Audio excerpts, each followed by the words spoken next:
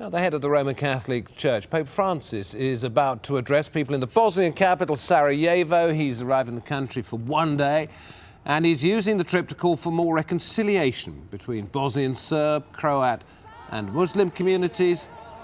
This is 20 years after the end of the Bosnian War, which killed about 100,000 people. Let's go take a look at the live shot we have there. There was some wonderful singing just a few moments ago. Actually, we can still hear that, so let's listen in for a short while before we go to our correspondent.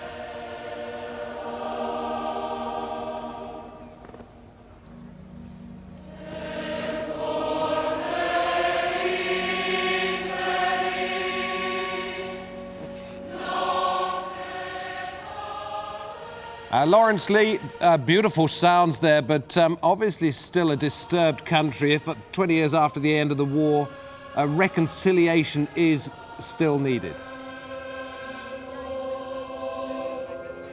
Yes, and the whole point, clearly, of Pope Francis's visit is to try to reinforce that sense of reconciliation, peaceful cohabitation. These are the sorts of things he's going to say when he addresses this Catholic and largely Croat congregation here shortly.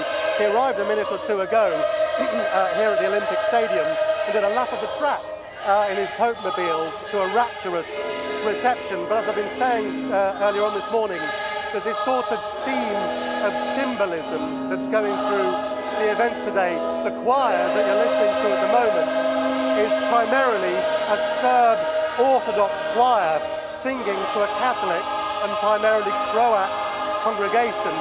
That's the sort of idea of healing, if you like, that's running through this. Equally, the throne that Pope Francis is going to sit on has been made for him by a Muslim carpenter. A Muslim carpenter from north of Sarajevo offered to make this as a gesture of peace and reconciliation. The Catholic Church gladly accepted the offer. And so these are the sorts of things that Pope Francis is using this visit for, to emphasize what's possible, that these different ethnic and religious communities that fought so bitterly 20 years ago can actually, to some degree or another, get along with each other. Yeah, with the loss of around about 100,000 lives, it was a terrible conflict. So how else is the Pope going to use his time there to try and bring the communities together? We can see what's happening now. What about later?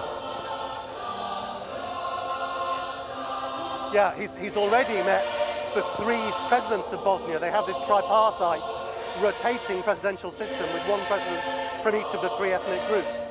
Later this afternoon, he's going to hold an interreligious talks as well, again with youth from the three religions. But I think it's worth just seeing this partly as a pattern, part of a pattern through this year. 20 years since 1995. Next month, former President Clinton is going to be here to remember Srebrenica and the horrors of that.